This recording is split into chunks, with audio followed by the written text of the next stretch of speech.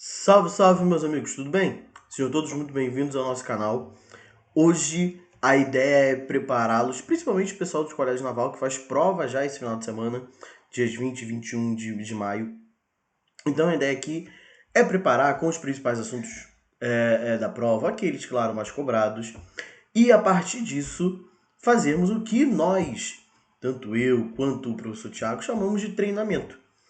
Tudo bem? No caso de hoje, o nosso treinamento de história voltado para militar. Claro, história do Brasil com ênfase no Colégio Naval, mas é válido para todos, inclusive o pessoal de vestibular.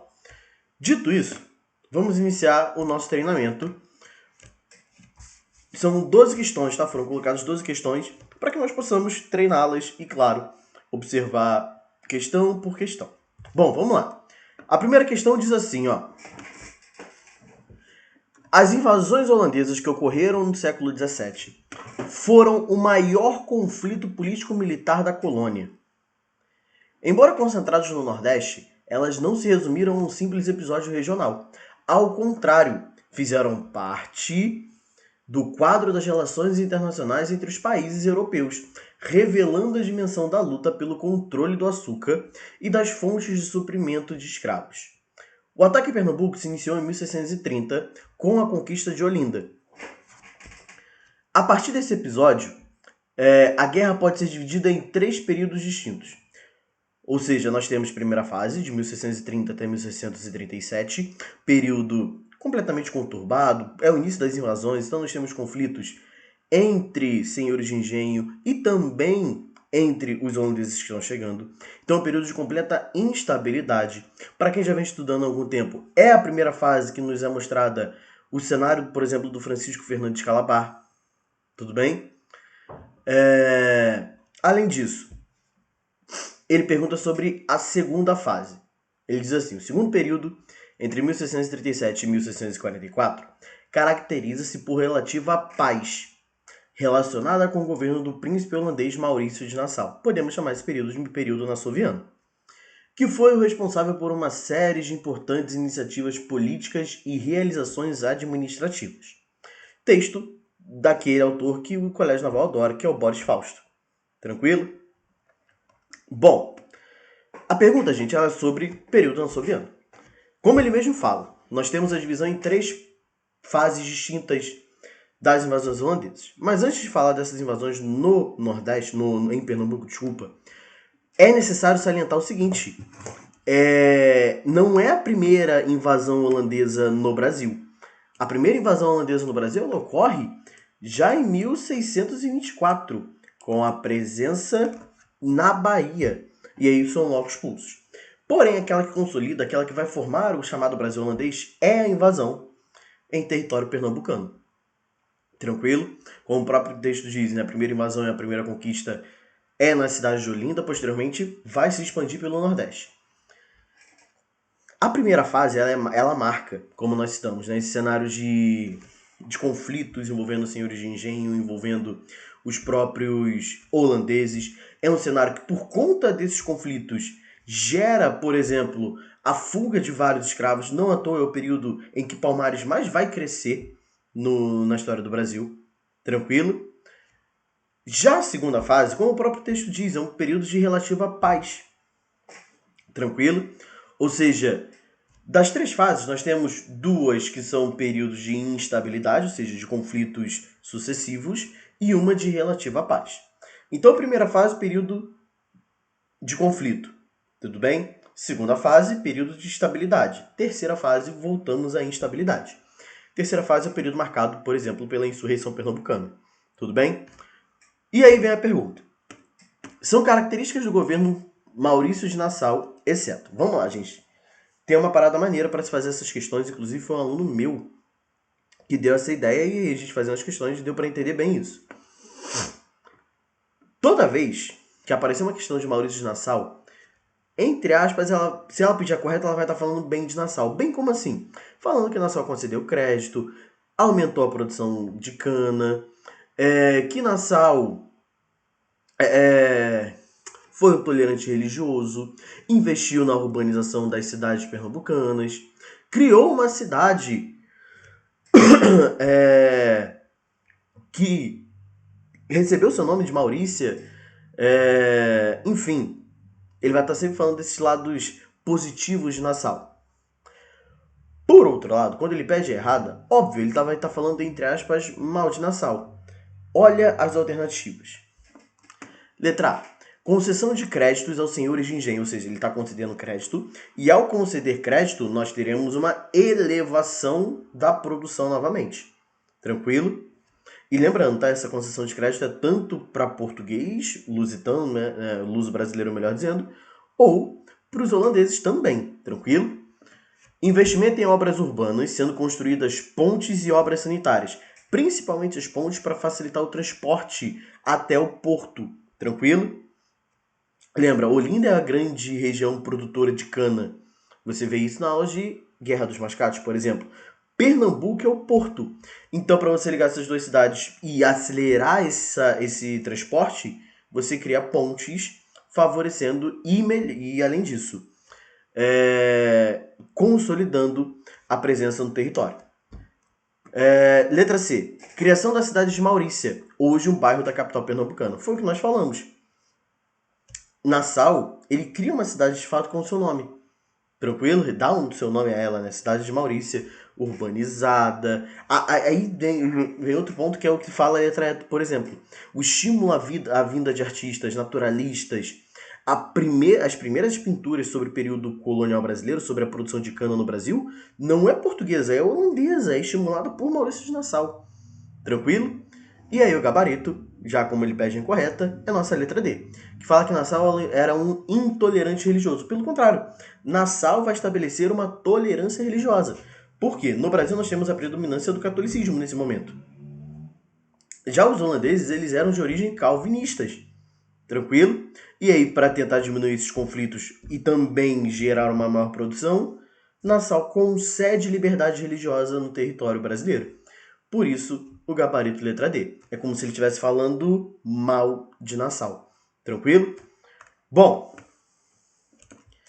dando sequência, nossa questão 2, ela fala sobre cana. E aí é uma questão bem tranquila, tá? Sempre bom deixar isso claro. Questão 2 diz assim: o Brasil tornou-se conhecido pelos portugueses com a expansão marítima europeia. O primeiro período de sua colonização teve como suporte econômico o açúcar. A escolha desse produto se justificou por quê? Vamos lá, quando a gente fala de cana, tem alguns motivos. Motivos como o açúcar ser um produto altamente lucrativo na Europa, justificativa, escolha do açúcar pelo fato de você poder fixar o homem à terra. Como assim, professor, fixar o homem à terra? O tempo que ele se levava, desde a produção até a colheita. Então, esse tempo, o homem não vai sair da terra. Por quê? Porque ele vai ter lucro. Ele sabe que ele vai ter lucro. Porque o açúcar é um produto de luxo na Europa. Tranquilo? Além disso, além de fixar um homem à terra, além de ser um produto de alto valor na Europa, a produção ela se sustenta na base da plantation. E toda vez que nós falamos em plantation, você que é nosso aluno, você sempre vai lembrar do LEME. O LEME, latifúndio, exportação, monocultura e a mão de obra escrava. Tranquilo? E claro, o papel da mão de obra escrava aqui também tem esse papel de ser o açúcar o produto escolhido. Porque o tráfico de escravos ele também traz lucros para a coroa portuguesa. Tranquilo? Bom, além disso, sempre bom deixar claro, tá? Os holandeses, eles participam sim do comércio de cana no Brasil. Tudo bem? Bom, além disso tudo, vamos à questão. A coroa portuguesa pretendia monopolizar a produção do açúcar, impedindo a participação dos holandeses nessas empresas? Não. A coroa portuguesa ela monopoliza sim no Brasil, é pacto colonial. Porém, a Holanda ela participa do comércio. Tranquilo? Portugal não impede a Holanda de participar do comércio. Letra B, que é o nosso gabarito. O açúcar é um produto lucrativo, com o mercado consumidor estabelecido na Europa. Isso também está correto. Por isso é o nosso gabarito. Mas olha as outras. Portugal não tinha experiência com a produção açucareira. Pelo contrário, Portugal tinha experiência porque já havia iniciado cultivos, por exemplo, na Ilha da Madeira e no Açores. Qual a diferença? Na diferença é que são ilhas. O Brasil não. O Brasil é um país territorial. Então, a produção de cana, ela, claro, se concentra na região Nordeste, se concentra em Pernambuco, mas vai existir a produção em várias outras regiões, como, por exemplo, na região fluminense do Rio de Janeiro. Tudo bem? Bom, letras D. Havia um excesso de mão de obra não qualificada em Portugal e esta precisava ser deslocada, passando as colônias a apresentar a base da produção agrícola. Havia um excesso de mão de obra não qualificada em Portugal. Só que aí vem o problema. Se ele fala que havia um excesso, você precisa tirar parte dessa mão de obra de Portugal. Então, se você precisa tirar parte dessa mão de obra de Portugal, por que você traz o africano escravizado para o Brasil? Não faz sentido a letra D. Não pode ser gabarito. E letra E, nenhuma das anteriores, você já viu que tem um gabarito ali, que é a nossa letra B. Tranquila? Essa, bem tranquila, é a base para você entender toda essa sociedade baseada na produção de açúcar. E além disso, se você entende açúcar, eu preciso que você também entenda as economias complementares à cana. Então nós falamos, por exemplo, da criação de gado, voltado para o transporte, para a própria alimentação, para a utilização do couro, tranquilo? Da própria mandioca, do feijão, todos esses produtos voltados para o mercado interno. E lembrando, e aí eu preciso que você entenda também a parte da aula de geografia, essa produção da cana, ela se concentra no que o seu professor chama de zona da mata nordestina, o litoral, porque possui ali um solo favorável, um solo fértil, um clima favorável. Tranquilo? Quando nós falamos de solo no Nordeste fértil, é o Massapê. Tranquilo? E o clima tropical. Tudo bem? Bom, dito tudo isso, vamos para a próxima. Por quê? Saímos de período pré-colonial, entramos no Segundo Reinado, que é um dos conteúdos mais cobrados no Colégio Naval. Inclusive, essa questão é de 2020 diz o seguinte. Leia o texto a seguir. Entretanto, violenta contradição foi criada com a implantação desta lei. Ainda que a finalidade precipua da referida pauta alfandegária fosse garantir a ampliação da receita do Estado, a sua implementação acabou convertendo-se em legislação protecionista. A tributação atingiu 2.919 artigos de importação. A maioria passou a pagar o dobro do que anteriormente pagava. Uma vez que o imposto alfandegário antes cobrado era de 15, passou a ser de 30. Muitos artigos tiveram de pagar 40, 50 e mesmo 60 do seu valor. Gente, aqui ele está falando de tarifa alvo branco. E o que eu preciso que você lembre de tarifa alvo branco? Primeiro que ela é uma tarifa protecionista. Tranquilo? Entendendo que ela é protecionista, agora eu preciso que você entenda essa relação de 30, 40, 50 e 60%. Que também não é difícil, tá? Produtos que o Brasil não produz. Não produz. Chegam com uma taxa de 30%. Fixas. Tudo bem? Pô, professor, mas no texto ele fala que uma vez que os impostos alfandegários antes cobrados eram de 15, passou a ser de 30. São os tratados de 1810. Especificamente Tratado de Comércio e Navegação, que define que a Inglaterra terá uma redução das suas tarifas alfandegárias, passando a ser cobradas a partir de 1810, 15% de imposto. Querendo ou não, gente, a Inglaterra, mesmo que ela produza e venda apenas produtos que o Brasil não produz, o imposto lhe dobrou. Foi para 30%. Isso vai dar problema. Mas vamos devagar. Então vamos lá. 30% para produtos que o Brasil não produz. Tudo bem? Fixos. A segunda parte, que é essa dos 40%, 50% e 60%, nós chamamos de uma taxação seletiva, porque envolve produtos que o Brasil já produzia. Tranquilo? Então, todo produto que o Brasil já produzia, ele vai chegar, e aí, como nós comentamos, né, uma taxação seletiva, você escolhe o produto que vai chegar com um determinado imposto, seja ele entre 40%, 50% e 60%. Tudo bem? Quem fala isso? Tarifa Alvos Branco. Recurso utilizado pelo governo imperial para solucionar o déficit das finanças públicas. No entanto, essa medida não conseguiu promover a autossuficiência da economia brasileira, que continua sendo dependente tanto de uma economia inglesa quanto americana, futuramente, tranquilo? Bom, outra coisa que eu preciso que vocês entendam. A tarifa Alves Branco, ela é uma das consequências para se gerar, primeiro, o maior enriquecimento do Irineu Evangelista de Souza, o Barão de Mauá. Tá? Barão de Mauá, que nesse momento ele já tinha alguns estaleiros no Nordeste, enfim. Mas aqui ele consegue se enriquecer de fato. Tá? Porque, como é uma tarifa protecionista, ele, como empresário, consegue vender mais o seu produto. Como a medida é protecionista, ela valoriza o produto interno. Tranquilo? Bom, além disso,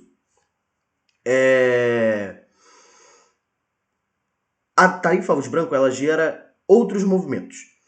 O principal país afetado com a tarifa Alves Branco é a Inglaterra. Então, o que a Inglaterra vai fazer um ano depois? Tarifa Alves Branco de 1844, tá? Em 1845, a Inglaterra decreta o Bill Aberdeen. Ela vai, a partir de agora, a Marinha Britânica, prender navios escravistas no Oceano Atlântico. Tudo bem? Isso acaba por gerar, 5 anos depois, a Lei Eusébio de Queiroz, que é a lei do fim do tráfico atlântico de escravos. Lembrando sempre, o tráfico interno no Brasil, ele se mantém, ele continua. Tudo bem?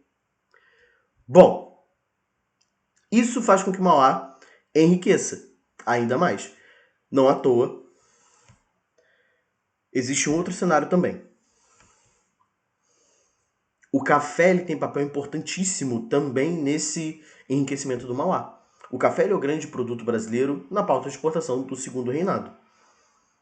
Dito isso, Mauá precisa investir, e vai investir, tá? Sempre bom deixar isso claro, principalmente nas ferrovias. Não à toa a primeira ferrovia inaugurada, a Ferrovia Mauá, que passa aqui na região de Magé, inaugurada em 1854. Tranquilo? Além disso, teremos a inauguração de uma outra ferrovia chamada Santos Jundiaí, ligando o interior de São Paulo até o Porto de Santos. Por que tudo isso, gente? Primeiro, no primeiro cenário, na primeira ferrovia, o café eles consideram na região do Vale do Paraíba. Essa região que vai se utilizar da plantation, então se utiliza mão de obra. É uma região que apresenta alguns problemas, principalmente por ser um vale, então a produção ela é dificultada por conta disso. Até que a partir de 1850, pós-Lei Eusébio de Queiroz, essa produção passa a se concentrar no Oeste Paulista, uma região muito mais plana, que favorece a produção, também tem as características geográficas muito parecidas com o Vale do Paraíba. E o detalhe principal, a principal mão de obra utilizada não é a mão de obra escrava, mas sim a mão de obra imigrante. Por conta do fim do tráfico de escravos e aí iniciada uma política de branqueamento da população instaurada pelo Estado Imperial Brasileiro. Tranquilo? Bom, vamos ver as outras alternativas. Ó. A Tarifa Silva Ferraz, a Tarifa Silva Ferraz de 1860, estabeleceu impostos alfandegários mais baixos para máquinas, ferramentas e ferragens, o que prejudicou a ainda incipiente produção nacional desses equipamentos. Essa afirmativa ela é certa sobre a Tarifa Silva Ferraz. Nós temos uma redução dos impostos sobre esses produtos citados. Isso acaba por gerar, gente, a falência do Barão de Mauá. A Tarifa Silva Ferraz era instaurada em 1860, década de 70, Mauá acaba falindo. Só que aí vem um problema. Ela não é gabarito porque o texto cita especificamente Alves Branco. Letra C. A reforma financeira implantada pelo ministro da Fazenda Rui Barbosa. Rui Barbosa é Primeira República. E essa reforma financeira implementada por ele nós chamamos de encilhamento. Tem uma outra questão que fala sobre isso. A política implantada pelo presidente, falou em presidente, não pode ser. Tá? Porque a questão, ela cita Segundo Reinado, ela fala sobre a tarifa Alves Branco, e o Campos Salles ele é presidente da República. Tranquilo? Da Primeira República. Letra E. Ao Tratado de Comércio e Navegação, assinado com a Inglaterra e que deu vários privilégios a esse país nas relações comerciais com o Brasil, por exemplo, taxas alfandegárias inferiores às cobradas de Portugal. É o que nós estamos. Só que isso é de 1810. A tarifa Alvo de Branco, ela vem para acabar com essas tarifas do Tratado de Comércio e Navegação. E aí, quando ele cita ali, né, que eram inferiores às cobradas de Portugal, Portugal pagava 16%, a Inglaterra 15%. Tranquilo? Inclusive, o professor Gilberto Coutrinho, no seu livro, chama isso de um processo de britanização do Brasil. Tranquilo? Bom, além disso, questão número 4. Questão número 4 diz o seguinte, observe a imagem ao lado. A imagem, ela diz assim, gente, ó, acho que não dá pra ver daí, mas ela diz assim. De volta do Paraguai, cheio de glória, coberto de louros depois de ter derramado seu sangue em defesa da pátria. Libertado um povo da escravidão, o voluntário volta ao seu país natal para ver sua mãe amarrada a um tronco horrível da realidade. A questão diz o seguinte agora. A charge mostra a situação dos escravos que integraram, durante a Guerra da Tríplice Aliança ou Guerra do Paraguai, os batalhões denominados Voluntários da Pátria, que asseguravam aos que se alistassem benefícios, dentre eles a alforria. Ou seja, quem fosse à guerra e voltasse vivo, estaria liberto. Após a guerra, o abolicionismo tornou-se um dos principais temas brasileiros. É o início da chamada crise do Segundo Reinado, instaurada logo após a Guerra do Paraguai, de 1870 até a queda do Império em 89. Sobre esse momento histórico é correto afirmar, ou seja, o processo abolicionista pós-Guerra do Paraguai. Letra A diz assim, as Forças Armadas apoiaram a reescravidão do negro. Não, sabe por que não? Porque logo após a Guerra do Paraguai, o exército brasileiro ele é composto por grande parte de ex-escravos. Por aqueles que foram à guerra e retornaram e conseguiram sua alforria. Então, eles não aceitam. Eles estão em grande número agora dentro do exército. Tranquilo? Por isso não é gabarito. Letra B diz, diversos oficiais das Forças Armadas passaram a atuar abertamente contra a escravidão, inclusive se recusando a continuar capturando escravos fugitivos. Isso está correto. E essa questão de passarem abertamente a ser contra, a se recusar, na verdade, né, perseguir escravos fugitivos, ocorre principalmente na década de 80. Tranquilo? Não à toa, a abolição vem em 88. E além disso, né, a gente citou os ex-escravos que lutaram na guerra e que conseguem sua alforria. Gente, mas aqui o caso é o seguinte. Você tá falando do cara que ele vai à guerra e quando ele volta, ele tá vendo, como a própria imagem diz, a mãe dele sendo... sofrendo com os castigos da escravidão. Então ele vai lutar e acaba influenciando influenciando o exército a também a lutar contra a escravidão. E aí começa a se propagar os ideais positivistas dentro do exército. Tudo bem? Bom, gabarito então dessa letra B. Vamos ver as outras. Os soldados libertos lideraram um movimento armado não, para libertar os seus familiares que continuavam em estado de escravidão. Não teremos movimento armado, tá? A última revolta do Brasil no Império é a revolta da Praieira, interna, tá? Letra D. Dom Pedro II ficou sensibilizado com a situação e decretou uma lei que libertava os pais e... Para. Se tu me marca isso aqui, tu desaparece da minha frente, tá? Letra E. As Forças Armadas utilizaram sua influência política após a vitória no Paraguai para convencer os políticos a libertarem os escravos, o que se concretizou em 20 de novembro. Não, claro que não. Claro que vai tentar influenciar. Porra, nós temos, por exemplo, o próprio Deodoro, que vai decretar o fim do Império, né, com o golpe da República. Mas escravidão, gente, ela é 13 de maio, não é 20 de novembro, não. Tranquilo? Bom, gabarito dessa letra B. Inclusive, pessoal do vestibular, o Enem tem uma questão com essa imagem também, tá? Só que aí fala de uma questão muito mais social, voltada para questão cultural, que tem um gabarito diferente, tá? Mas é utilizada a mesma imagem. Tranquilo? Bom, questão de número 5. Observem mais uma imagem. Olha aí o que nós falamos, ó. Em 13 de maio de 1888 foi assinada a lei número 3.353, desculpa. Conhecida como Lei Áurea, que aboliu a escravidão no Brasil.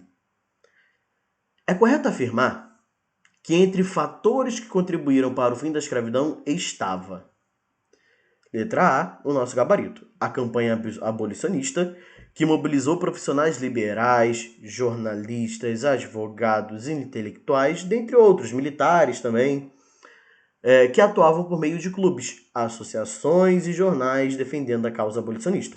Inclusive, não é tão falado, né? Mas nós temos, por exemplo, a Convenção de Itu, né? Que são cafeicultores paulistas que vão aderir ao movimento republicano, logo a abolição da escravidão também.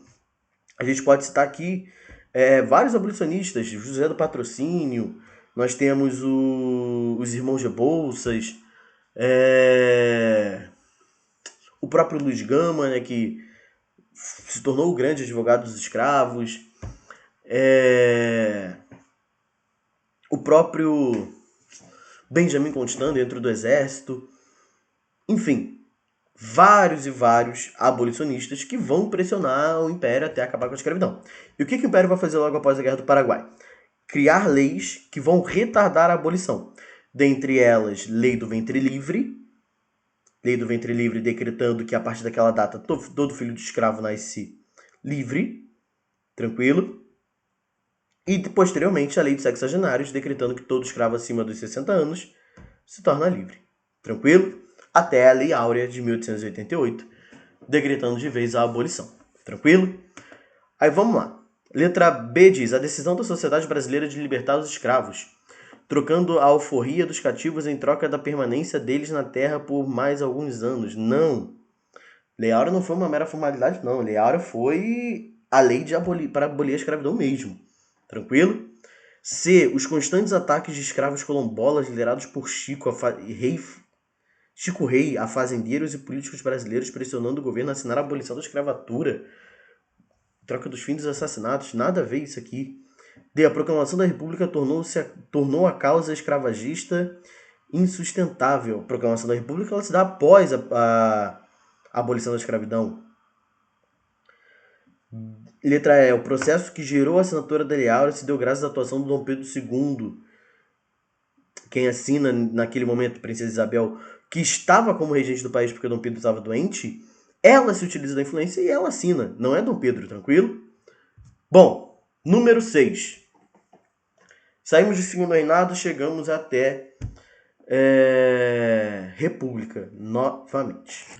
Bom, questão de número 6 diz assim: durante o governo republicano provisório, 89 a 91, o ministro da Fazenda Rui Barbosa põe em prática uma política econômica caracterizada pela emissão de papel moeda e pelo aumento das tarifas alfandegárias para os produtos estrangeiros, visando promover o crescimento industrial. Essa política ficou conhecida como, aqui gente, é encilhamento, tá? 1890, declarada a política do encilhamento, que vai visar, por exemplo, como ele diz, né, aqui mesmo no texto, ó, caracterizada pela emissão de papel moeda, porque existia a necessidade de se pagar salário, gente. Acabou a mão de obra escrava, tem que pagar salário agora. E se tem que pagar salário agora, cadê o dinheiro? Então, emite papel moeda. Temos aumento das tarifas alfandegárias, buscando valorizar o produto interno. E tentativa de promover o crescimento industrial. Qual o problema? Sem fiscalização do governo. Então, passa a existir várias empresas fantasmas do Brasil com a política do encilhamento. Isso gera especulação na bolsa e a economia do Brasil vai acabar quebrando. Mas vamos aos outros. Salvacionismo, Fundiloan, uma tentativa de você tentar valorizar o preço do café, com tentativa de empréstimos com a Inglaterra, decretando moratória. Tudo isso gera problema. Tranquilo? Isso em 1898. O governo estava até a clássica política de valorização do café. O Estado compra o café, estoca ou vai queimar esse café para valorizar o produto, ou seja, elevar o preço do café novamente no mercado internacional. Tudo bem? Aqui, 1906. Plano de metas, JK, as 31 metas de Juscelino, para promover o crescimento do Brasil através do seu tripé econômico. Tranquilo? Então, gabarito, encilhamento. Questão 6, tranquila, rapidinha, para que nós possamos seguir. Para a nossa questão de número 7. Diz assim: na República Velha, ocorreram vários movimentos contestatórios. Identifique aquele que está localizado geograficamente de forma correta. Revolta da Vacina, Rio de Janeiro. Vamos aos outros. Revolução Federalista, Rio Grande do Sul. Canudos, Bahia. Contestado é uma região contestada por Santa Catarina e Paraná. Tranquilo? Então você pode colocar aqui como Santa Catarina e também o Paraná. Tranquilo? Paraná, agora sim. E por último, revolta da Armada, Rio Grande do Sul. Não, revolta da Armada é Rio de Janeiro. Tranquilo? Rio Grande do Sul é Revolução Federalista. Tranquilo? Revolta da Armada ocorrendo ali na Ponta da Armada de Niterói, no Rio de Janeiro, envolvendo o Exército e a Marinha. Tranquilo? Essa também bem tranquila mesmo. Olha, essa questão aqui ela é muito boa. Vamos lá. Colégio Naval de novo, 2020. A questão diz assim.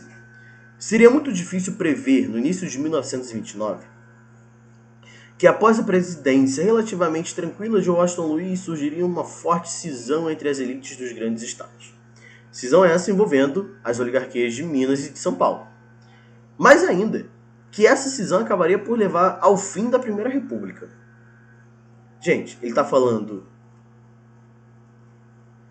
O texto fala, na verdade, sobre o golpe da Revolução de 30. É a chegada de Vargas ao poder. É a separação, é o fim da política do café com leite. Minas se separa de São Paulo e acaba por formar a Aliança Liberal com o Rio Grande do Sul e a Paraíba. Vargas candidato a presidente, João Pessoa candidato a vice. É eleito, com todas aquelas fraudes da Primeira República, o Júlio Prestes, que era o candidato de São Paulo. A Aliança Liberal não aceita, Vargas dá o golpe. Tranquilo? Também se utilizando da morte do próprio João Pessoa. Utilizando isso como uma morte política. Mas vamos lá. Olha o que a questão pergunta. Assinar a opção que identifica corretamente acontecimentos da era Vargas. O texto ele fala sobre Revolução de 30, mas ele quer sobre era Vargas, que sucedeu à Primeira República. Nas eleições de 30, foi formada a Aliança Liberal, beleza?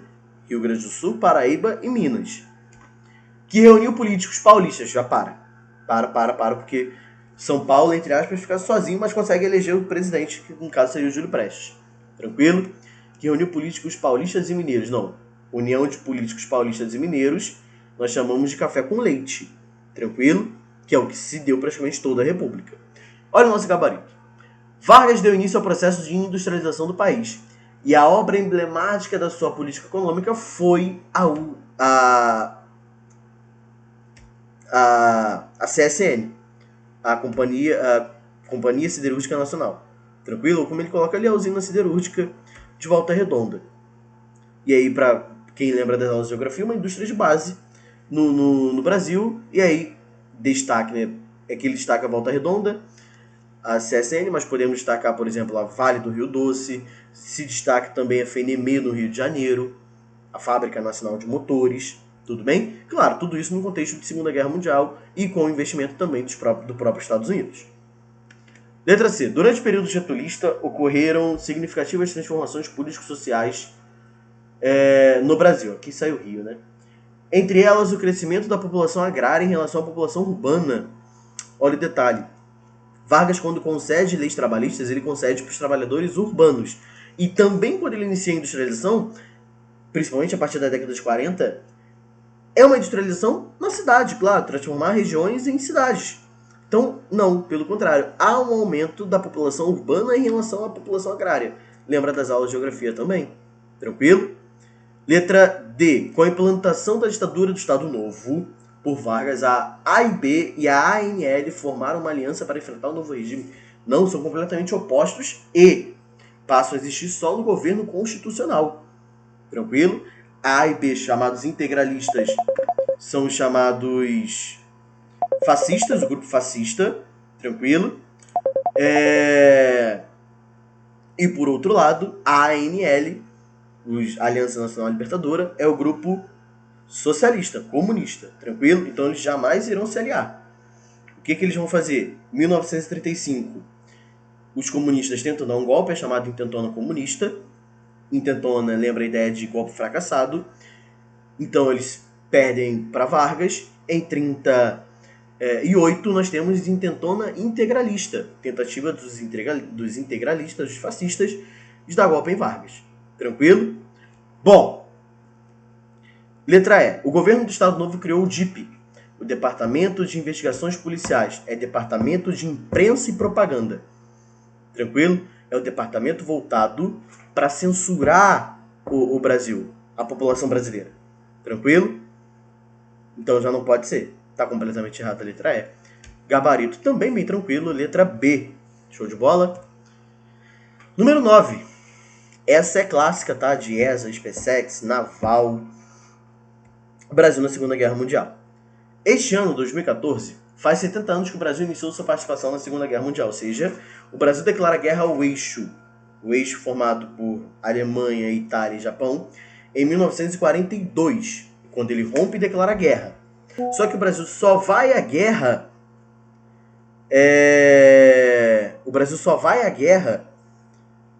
em 44. Tranquilo? Para lutar principalmente na Itália. E aí quando nós temos formação da FEB, nesses 2 anos, né? Formação da FEB e da FAB. FEB é a Força Expedicionária Brasileira, a FAB é a Força Aérea Brasileira. Tranquilo? E a pergunta diz assim, qual batalha foi considerada a mais importante vitória da FEB? Questão de asa isso aqui, tá? Principal batalha, gente, vai falar de uma ou de outra. A principal é a Batalha de Monte Castelo, que é o Gabarito. Brasileiros lutando contra os nazistas na Itália. A outra que pode aparecer, eu preciso que você fique atento, é a chamada Batalha de Montese. Tranquilo? Onde nós temos ali 3 mineiros que vão acabar sobrevivendo, lutando e conseguindo vencer nazistas. Tudo bem? São essas 2 principais, então. Batalha de Monte Castelo e a segunda, a de Montese. Tranquilo?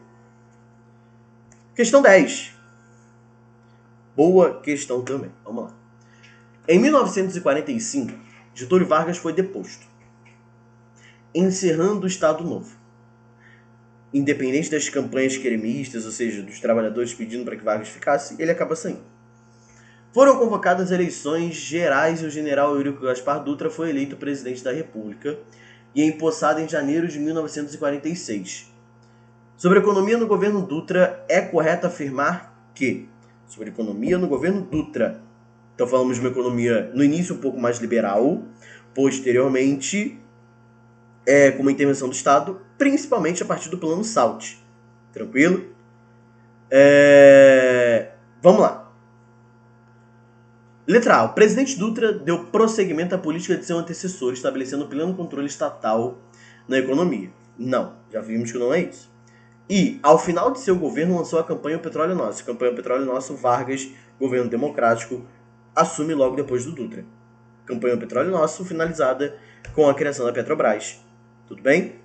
Bom, letra B.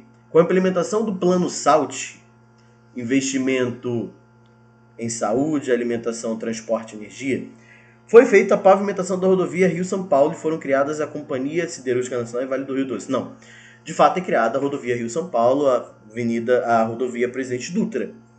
Mas aí a CSN e a Vale do Rio Doce são criadas durante o Estado Novo ainda, antecedendo o governo de Gaspar Dutra. Tranquilo? Letra C. O presidente Dutra propôs o SALT, um plano econômico desenvolvimentista que priorizava investimentos nas áreas da saúde, alimentação, transporte e energia. Até aqui está certo. Que seria controlado exclusivamente por empresas americanas? Não, aqui é uma medida de intervenção do Estado na economia. Tranquilo? Não pode ser letra C. Letra D. O governo Dutra inicialmente seguia um modelo antiliberal. Claro que não. Todavia, com o começo da Guerra Fria, as pressões americanas fizeram com que houvesse uma mudança de orientação nessa política. Pelo contrário, é o oposto. O governo Dutra se inicia de uma forma extremamente liberal. Posteriormente, ele vai intervir na economia, através, por exemplo, de ajuste salarial, o próprio plano SALT. Tudo isso são políticas de intervenção do Estado na economia. O gabarito ele vai ser letra E, e diz assim: com a política de abertura aos produtos estrangeiros, no início do seu mandato, o governo acabou facilitando as importações de produtos supérfluos. E ele vai citar o que é produto supérfluo, tá? Como brinquedos. É um tipo de produto supérfluo. E assim, o Brasil já produzia, gente. Não tinha necessidade de você ficar importando. Você importa desvalorizando o mercado brasileiro e consumindo grande parte das reservas em moeda estrangeira acumuladas. O Brasil vai entrar em crise econômica. Está iniciando a inflação brasileira. Gabarito letra E. Tranquilo? E só deixando outras coisas claras, tá? Lembra que é no governo Dutra que o Brasil rompe com a União Soviética, tá? rompe com a União Soviética, vai perseguir o Partido Comunista internamente, porque o contexto é de Guerra Fria, e o Brasil escolhe o lado dos Estados Unidos. Tranquilo? Bom, vamos para a próxima. Questão de número 11. Em seu discurso, Dr. Ulisses, presidente da Câmara dos Deputados, como era chamado, sintetizou aquele que, a seu ver, era a principal contribuição do novo texto constitucional. Hoje, 5 de outubro de 1988, no que tange à Constituição, a nação mudou. A Constituição mudou na sua elaboração, mudou na definição dos poderes, mudou restaurando a federação. Mudou quando quer mudar o homem em cidadão, e só é cidadão quem ganha justo e suficiente salário. Lê e escreve. Tem hospital e remédio. Fazer quando descansa. Essa Constituição de 88 ficou conhecida como a Constituição Cidadã, o pessoal de ESA principalmente fica esperto, tá? Sobre a Constituição de 88 é correto afirmar que tornou o voto facultativo para maiores de 16. Entre 16 e 18, o voto ele é facultativo e facultativo também para analfabetos, não é obrigatório. Letra B. Instituiu a licença paternidade, não, é licença maternidade. Tranquilo? Permitiu a possibilidade de decretação de um ato institucional? Claro que não. Pós-ditadura, você não quer decretar um AI-5. E o nosso gabarito. Determinou que a prática do racismo constitui crime inafiançável e imprescindível sujeito à pena de prisão. Tranquilo? A lei ela é de 89, mas é incorporado à Constituição, como pede a questão. Tranquilo? E letra E, ao invocar a proteção de Deus, da Constituição Federal instituiu o cristianismo como religião oficial? Não. O Brasil, nesse momento, continua sendo um Estado laico desde a Primeira República. Tranquilo? E a última, para a gente finalizar, Colégio Naval 2010. Questão boa, inclusive. A economia brasileira entre os anos 50 e 90 passou por transformações sensíveis, fato que condicionou uma mudança gradativa em nosso comportamento comercial. Ou seja, deixamos de ser um mero exportador de matérias-primas e passamos a exportar também uma gama de manufaturados. Em função dessas transformações, as quais obedeceram e obedecem às imposições políticas e econômicas internas e externas, assinaram a posição correta. Letra A diz, na segunda metade dos anos 50, em função do país se fechar ao capital externo... Porra, gente, calma aí, já parei. Segunda metade da década de 50 é governo JK, 56 a 60. E pelo contrário, é a abertura ao capital estrangeiro. É o chamado tripé econômico do JK. Capital privado nacional, capital privado estrangeiro e capital estatal. É o tripé, é a introdução das indústrias automobilísticas no Brasil. Não pode ser letra A nunca. Tranquilo? Letra B. Nos anos 60, o capital privado externo passou a ocupar espaços cada vez maiores no cenário industrial brasileiro, especificamente junto às indústrias de base, deixando para os investidores nacionais o suporte tecnológico. Os anos 60, gente, é um cenário de crise econômica no Brasil. Governo Jânio Quadros, governo João Goulart, cenário de crise econômica, golpe militar no Brasil. Então é um cenário em que o Brasil cada vez mais se vê dependente da importação de tecnologias e não da produção dessas tecnologias. Tranquilo? Então não pode ser letra B. Letra C. Os anos 70, essa aqui confunde muito, tá? Os anos 70, com um fluxo comercial intenso, o país passou por um grande desenvolvimento econômico, uma vez que os crescentes saldos positivos em nossa balança comercial possibilitaram um forte investimento junto às indústrias ditas de altas tecnologias. Vamos lá. Ele está falando de toda a década de 70. Muita gente lembra sempre do período do milagre econômico. Só que o milagre econômico ele vai até 73, gente. Então você tem de 74 até 79, um período maior do que de 70 a 73. Isso é óbvio. Então, se de 70 até 73 nós temos ali o Brasil crescendo, inclusive no ano de 73, né, batendo quase 14% ao ano, o problema se dá nos outros anos, no restante da década. Porque no restante da década, em 73 já, nós temos crise internacional do petróleo, por conta da guerra do Yom Kippur. Então a crise do petróleo ela afeta vários países capitalistas. Tranquilo? Então, a partir da crise do petróleo, começamos a ter uma retração de atividades econômicas porque houve retirada do capital estrangeiro.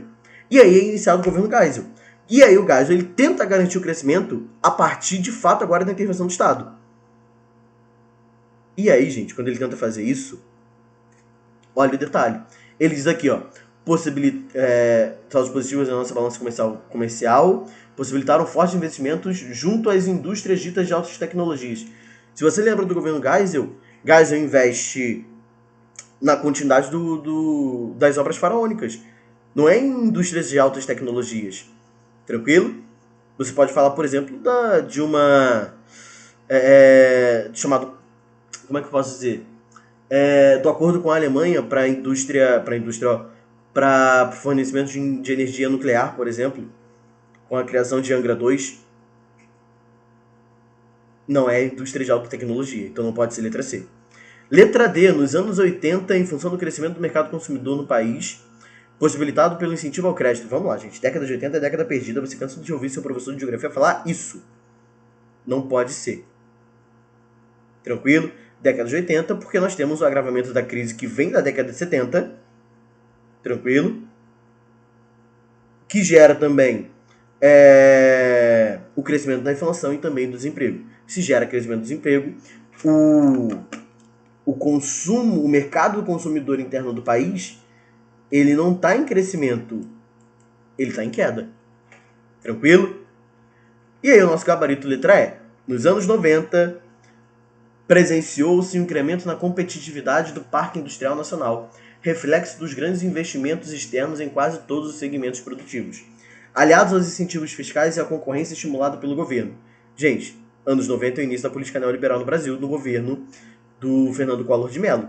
Tranquilo? Então o Brasil ele adota um modelo neoliberal. Ao adotar um modelo neoliberal, ele abre a economia para investimentos estrangeiros, gerando a competitividade, como citado no texto. Tranquilo? No gabarito. Além disso, ele também inicia o processo de privatizações, que vai ser consolidado com o Fernando Henrique Cardoso. Tudo bem? Senhores, fechamos nosso material que foi colocado para voz na aula de hoje. Tranquilo? Se caso tenha ficado alguma dúvida, tire conosco. Até a próxima. Fui. Abraço.